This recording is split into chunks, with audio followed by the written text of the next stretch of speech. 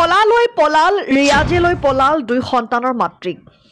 দবকাৰ বুৱাৰীক লৈ পলাল খুটাৰ গাঁৱৰ দুই সন্তানৰ পিতৃ ৰিয়াজ অকল দুই সন্তানৰ মাতৃক নহয় লগত লৈ পলাল 6 বছৰীয়া পুত্ৰ সন্তানকো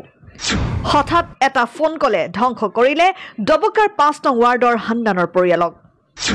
পত্নীক শহুৰেকৰ ঘৰত ফুৰিবলৈ দিয়াত কাল হ'ল দবকাৰ হান্নানৰ খুটাৰ গাঁৱৰ দুই সন্তানৰ পিতৃ ৰিয়াজে পলুৱাই নিয়ে দবকাৰ 5 নং ৱাৰ্ডৰ হান্নানৰ পত্নীক দবকাত চলিছে বুৱাৰীৰ ৰোমান্টিক প্ৰেমৰ কাহিনী কানত ধৰি এনে পত্নীৰ হৈতে সংসাৰ নকৰাৰ পন লোৱা স্বামীয়ে বিচাৰিছে কেৱল নিজৰ সন্তানক এতিয়া হিয়া ঢাকৰি কান্দিছে স্বামী হান্নানে পিছে এই কান্দোন পত্নীৰ বাবে নহয় এয়া নিজৰ 6 বছৰীয়া পুত্ৰ সন্তানৰ বাবে মানে মই তো 5 নম্বৰ ৱাৰ্ডৰ বাসিন্দা ইয়াতে কাম কাজ কৰো তাতে থাকো তাৰপিছত মই নলবাৰীত মোৰ ৱাইফক ৰাখিছিলো মোৰ ছোৱালী এটা ল'ৰা এটা তাতে ৰাখিছিলো ৰাখাৰ পিছত দবকাৰ ল'ৰা খুটাৰ গাঁও 8 নম্বৰ ৱাৰ্ডৰ ৰিয়াজউদ্দিন বাপকৰ নাম আব্দুল মতলিব তাৰ ল'ৰাটো মোৰ ৱাইফক 9 তাৰিখ 3:30 বজাত উঠাই লৈ আহিছে এতিয়া ক'ত নিছে মই পোৱা নাই এতিয়া মোৰ হাউৰবুৰীয়ে এজাৰ দাখিল কৰিছে বেলচৰ থানাত দাখিল কৰাৰ পিছত এতিয়া ব্যৱস্থাটো ল'ব লাগে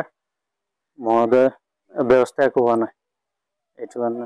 মই নিউজ দিবলৈ বাধ্য হৈছো মাকৰ ঘৰতে আছিলে মানে এই তাৰ আগতে এটা কেছ দিছিলো তাক এই এনেকা ফটো ভাইৰেল কৰিছে তাৰপিছত তাৰ হাইকোৰ্টতো কেছ দিয়া হৈছিলে তাৰপিছত আকৌ এইবিলাক কৰা আৰম্ভ কৰিছে এইটো কাৰণে মই দবকাত মই থাকো মোৰ ৱাইফক তাতে ৰাখিছো তাৰ পৰা হি লৈ গ'ল ৰিয়াজউদ্দিনে গাড়ী শ্বৰুম আছে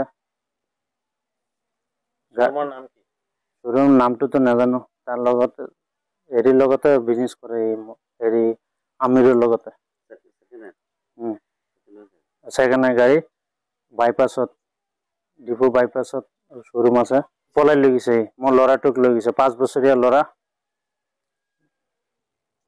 ল'ৰাটোক লৈ গৈছে মোৰ সন্তান দুটা ছোৱালীটো মানে টিউচনত আছিলে ল'ৰাটো আৰু মোৰ ৱাইফক লৈ গ'ল নাই মোবাইলটো চুইচ অফ আছে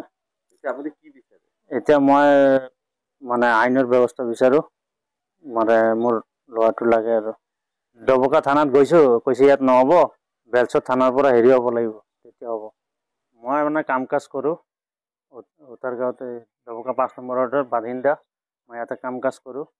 তাৰপিছত মই তাতে থৈছিলো মোৰ ৱাইফক আৰু মোৰ ছোৱালী এটা ল'ৰা এটা নলবাৰীত